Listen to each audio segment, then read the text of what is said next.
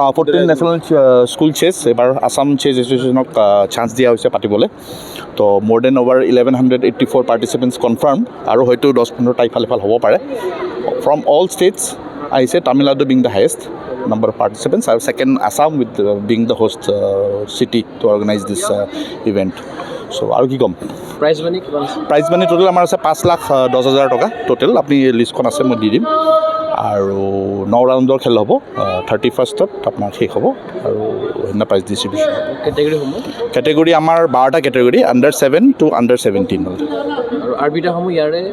বাহিৰৰ পৰাও আহিছে চিফ আৰ্বিটাৰ আমাৰ তামিলনাডুৰ হয়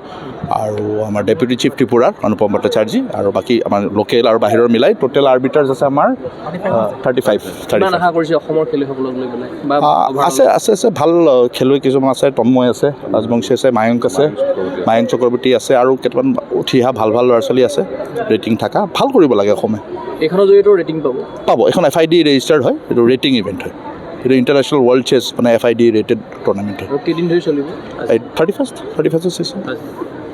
নেশ্যনেল স্কুল চেছ চেম্পিয়নশ্বিপ এৰাউণ্ড আমাৰ 1300তকৈও অধিক খেলুৱৈ আহিছে 32খন ৰাজ্যৰ পৰা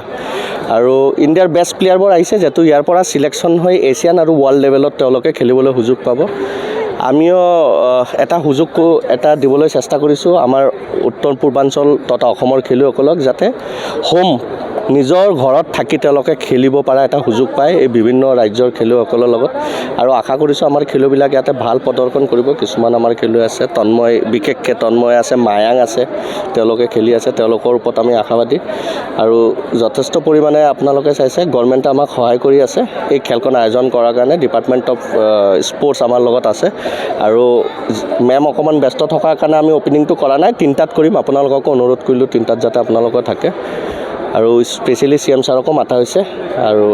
আশীৰ্বাদ আছে তেওঁৰো চাওক টুৰ্ণামেণ্টখন কেনেকুৱা যায় আপোনালোককো অনুৰোধ জনাম আপোনালোকে যাতে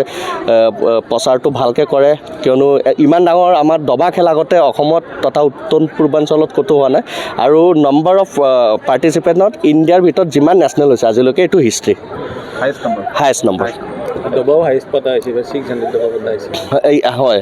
সেইটোৱেই 650 আমাৰ টোটেল বৰ্ড 20টা ডিজিটেল বৰ্ড লগাইছোঁ লাইভ যেটো ৱৰ্ল্ড ৱাইড চবে চাব পাৰে কেটেগৰী কি হ'ব category under 7 boys and girls under 9 same আৰু আপ টু 17 লৈকে শ্বৰ্ট IM কিবা আহিছে IM মায়াং খেলি আছে আৰু আহিছে মই একচুৱেলি প্লেয়াৰ লিষ্টটো চোৱা নাই তথাপি আৰু ভাল খেলেতো তামিলনাডু গোটেই সোপা আহিছে আপোনালোকে গম পায় তামিলনাডু চেছৰ গ্ৰেণ্ড মাষ্টাৰ অহা নাই প্ৰাইজ মানি থাকিব 5,10,000 টোটেল প্ৰাইজ মানি 108টা মেডেল থাকিব 36টা ট্ৰফি থাকিব আৰু লগতে cash prize Good morning. I am Srivatsan from Tamil Nadu. I am the chief arbiter of this event. The 14th National Schools Chess Championship is about to begin in another 30 minutes. We have around 1,200 participants from all the 25 states. And it is a selection for the Asian schools. The topper will be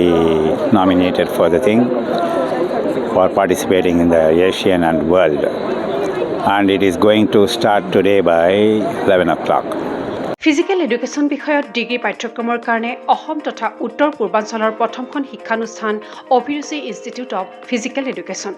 2 বছৰীয়া physical এডুকেশ্যনৰ BPEd পাঠ্যক্ৰম আৰু 4 বছৰীয়া BPES পাঠ্যক্ৰমৰ বাবে নামভৰ্তি চলি আছে